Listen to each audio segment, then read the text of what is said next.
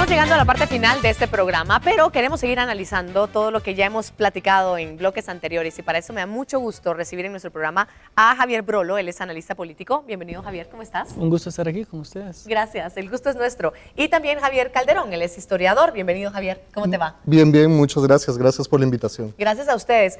Rápidamente, porque no hay mucho tiempo, hay mucho que analizar al respecto, sobre los cambios que se están proponiendo a la ley electoral de partidos políticos. ¿Qué opinan ustedes?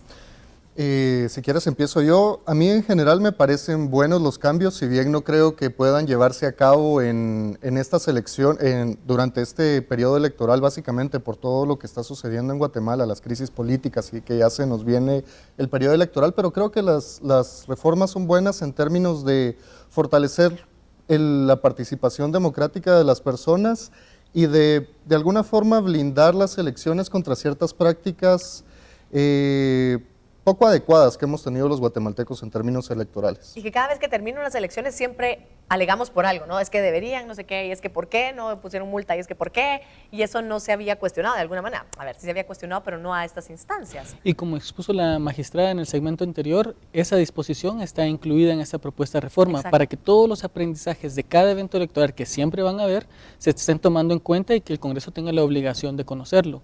Yo de esta propuesta que el tribunal ha puesto en la mesa y que admiro mucho el rol que finalmente el tribunal asumió, esa responsabilidad que tenía de hacer propuestas de reforma, hay dos puntos de fondo que son extraordinarios.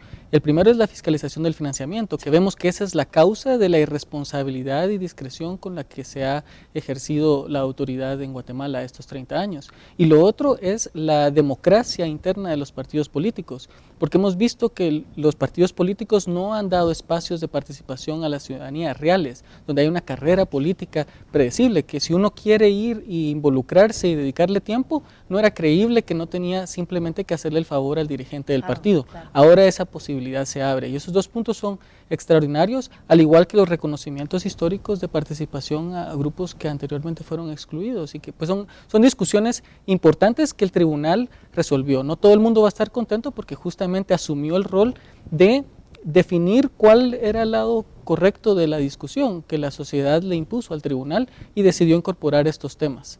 Creo que va a ser muy importante que desde el Congreso se asuma también la responsabilidad y se den garantías a los ciudadanos de que las propuestas que se están presentando desde el tribunal se van a considerar y que no se van a y que como garantía a los ciudadanos, los diputados van a respetar esa autoridad electoral para no ser juez y parte, ¿verdad? En esta ley que podrían correr el riesgo de generar sospechas de que las estuvieran usando a su favor. Claro, hablemos un poquito del voto nulo, porque sé que ha generado mucho que decir. A muchas personas he escuchado decir yo voy a votar nulo y efectivamente se dice si votas nulo le estás dejando que gane alguien más, pero entonces ¿por quién voto? ¿Voto para castigar a alguien más? ¿Voto por el menos peor?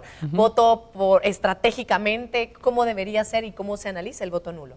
Bueno, hoy por hoy básicamente el voto nulo o no votar no tiene ningún valor y en ese sentido tenemos que tomar en cuenta que vale más un voto a favor de cualquier candidato para presidente, diputado, lo que fuera, que un voto nulo, un voto en blanco, un voto que no se hace. Ese voto no tiene ningún valor, entonces digamos que el voto nulo hoy no tiene ningún sentido y las personas deberían de pensar en votar estratégicamente, ciertamente. Si la oferta electoral no les complace, pues ellos tienen que ver cuál es el menos peor o de qué forma votar, digamos, cruzado en términos de presidente, diputados y alcaldes por una combinación o un conjunto de personas que les satisfagan más. Y tal vez es importante aclarar, y eso lo hablábamos anteriormente, que ciertamente darle un valor o un peso político por medio de la ley al voto nulo no es algo que vaya a pasar en estas elecciones o durante este periodo electoral, sino es algo que tal vez en un futuro pueda ser una posibilidad. Pero que sería importante que pasara, ¿cierto? Eventualmente, sí. Yo creo que eso es uno de los puntos interesantes que están contemplados en la ley, pero actualmente votar nulo sería como meterse a autogol. Es respetable que las personas que están en descontento con la clase política, todos estamos insatisfechos, a menos que seamos uno de los que se beneficia, creo que todos estamos insatisfechos con la política, pero el voto nulo es ambiguo, ¿Por qué estás insatisfecho? ¿Porque no te dan suficiente raja o porque te están excluyendo y están siendo irresponsables? No lo sé. Claro. El voto nulo simplemente dice estoy descontento, pero no por qué. No me parece ninguno. Y si nos informamos y ejercemos el voto de forma responsable, siempre vamos a encontrar una dirección hacia donde queremos llevar el sistema. Y eso es lo importante que tenemos que hacer. Primero preguntarnos qué es lo más importante para nosotros y si hay alguien que nos lo ofrece, pues ir por ahí. Y si no hay, entonces ir por quien sea la menor amenaza a eso y sea la dirección correcta para poderle decir al sistema, estamos insatisfechos, queremos ir más hacia allá, pero no nos metamos a autogol y dejemos que otro decida por nosotros. Yo les quiero agradecer estar hoy aquí con nosotros. Muchas gracias. Me gustaría dejarlos a ustedes, queridos amigos, con una infografía también alrededor del voto nulo. Gracias, Javier, por hoy estar con nosotros y, por supuesto, seguiremos con más en este programa. El tema del voto nulo está generando recientemente mucha atención, por lo tanto es importante verlo desde dos puntos de vista. En algunos países, votar nulo sirve como manifestación ciudadana, ya que los electores mandan un mensaje de insatisfacción hacia la oferta de candidatos. Al ser mayoría, anulan el proceso de elecciones y empiezan de nuevo con diferentes candidatos. En Guatemala, dicho proceso no está regulado en la ley. Por lo tanto, si en el 2015 votas nulo, tu voto no es tomado en cuenta. Por consiguiente, no ejerces ninguna oposición y los beneficiados de esta acción serán todos los candidatos que encabezan las encuestas, pues dejas el camino libre mejorando sus posibilidades de ganar. Ahora, si decides votar por una propuesta válida, tu voto formará parte del escrutinio final, dando validez a alguna propuesta en la cual confíes. Si decides hacerlo por un partido pequeño, mejorarás sus posibilidades de participación en las próximas elecciones y crearás una ciudadanía de oposición sana. Bueno, y a modo de conclusiones, le pedimos a Hugo Maúl que siguiera con nosotros, y aquí está nuevamente. Gracias, Hugo, por permanecer con nosotros. Y para llegar a las conclusiones, me quedo yo con la sensación, que también lo hemos platicado con amigos, con personas, lo he escuchado, decir que triste tener que votar por el menos peor, porque esa es la sensación que existe, decir, pues ni modo, voy a tener que votar por el menos peor. No tenés que votar por el menos peor. Y ahí se genera una discusión. ¿Qué opinión tienes? Sí, mira, creo que hay que tener bien claro que casi en ninguna circunstancia los guatemaltecos hemos tenido en el menú las mejores opciones. En las elecciones pasadas tampoco es que haya sido un derroche de candidatos idóneos. Siempre ha sido una decisión entre personas que tienen más atributos y menos atributos. Entonces, si le queremos llamar menos peor, pues es una manera desafortunada. Pero lamentablemente hay que tomar la decisión, hay que votar, y en todo caso yo invitaría a las personas que busquen las posturas específicas que cada uno de estos candidatos tiene respecto a los principales problemas. También que indaguen respecto de la trayectoria de cada uno de los candidatos. Claro.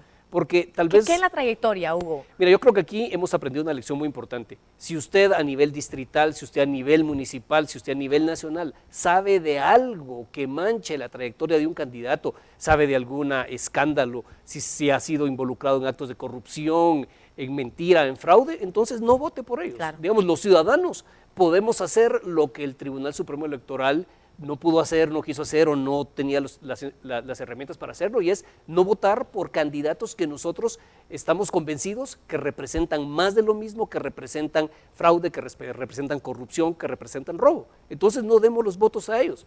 Tal vez hay otros que no tienen grandes planes, que no tienen grandes nombres, pero que son personas que tienen una trayectoria más definida, con mayor honradez. Más limpia, Más limpia, entonces podemos escoger por eso. Y sobre todo tampoco generalicemos completamente. No puede ser que el 100% de todos los guatemaltecos que van a correr para un puesto de elección popular, alcaldes, diputados y candidatos a presidente y vicepresidente, todos sean iguales. Más de alguno ha de haber que represente una diferencia. Entonces usted en su municipio, en su departamento, escoja al diputado que mejor represente sus intereses. Seguramente en la oferta que le van a presentar hay unos que son mejores, otros que son peores, y habrán algunos que tengan características positivas. A esos hay que elegir. Sería como elegir un compañero de trabajo, ¿no? ¿Con quién de estos, aunque ninguno me guste, podría yo trabajar mejor? Porque de alguna manera como ciudadanos tenemos que trabajar con estas personas, con esas autoridades, colaborar, estar dispuesto a, como ciudadanos, también involucrarme, etcétera. No, y efectivamente, quedan todavía 60 días, más de 60 días para el evento electoral.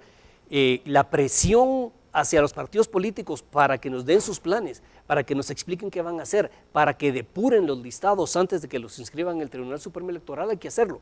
Pero esta presión es una presión que se ejerce mucho más fácil a nivel local. Lo que no se puede es que a nivel de una ciudad, a nivel de un municipio, terminen eligiendo al peor de los peores, cuando a lo mejor había una opción de un candidato limpio que pudiera hacerlo. Tomemos cualquier caso, el Tejar Chimaltenango. Yo no sé quiénes son los alcaldes que van para allá, pero a lo mejor hay un pequeño candidato que no tiene mucho arrastre, pero que es una persona honesta, que es una persona que quiere hacer las cosas bien. Entonces busquémoslo a él.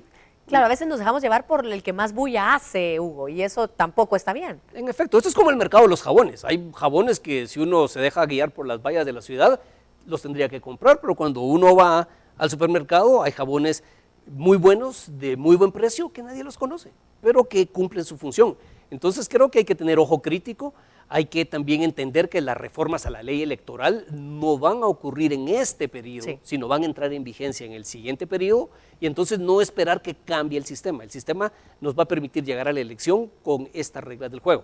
Claro, si hay un rompimiento institucional, puede pasar cualquier cosa, pero por sobre todo al ciudadano exigir antes de conceder el voto, también saber que el voto es libre, por más que me hayan dado bolsa, que me hayan regalado lo que me hayan regalado, yo en la urna puedo votar por quien sea. No hay compromiso con nadie. Así es, eso es una de las garantías que nuestra Constitución le da al voto de las personas. Entonces, realmente poner en la balanza todas estas cuestiones, y también cuando uno vota por alguien que uno conoce manifiestamente, que es una persona con una trayectoria de corrupción, con una trayectoria oscura, después entonces no quejarse cuando estas personas no gobiernan bien, y tampoco quejarse cuando no lo salpican a uno, porque muchas veces hay votantes que prefieren elegir a uno respecto al otro porque creen que les va a tocar más, que les va a tocar más hueso, que les va a tocar más raja.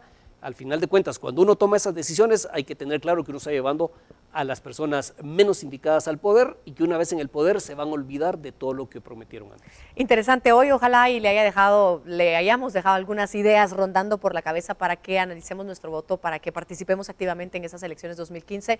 Hugo, muchísimas gracias por estar hoy aquí. A ti, Tuti, muchísimas gracias. Un placer. Y a usted también, gracias por su sintonía, como todas las noches, a esta misma hora por Guatevisión. Hasta la próxima.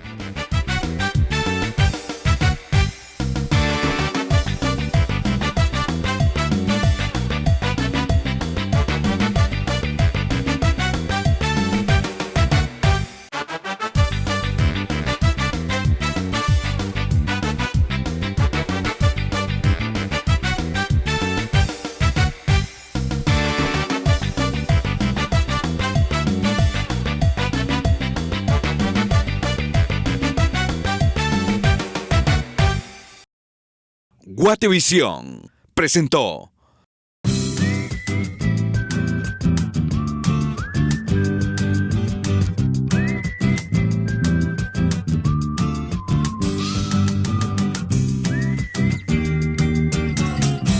Guatevisión.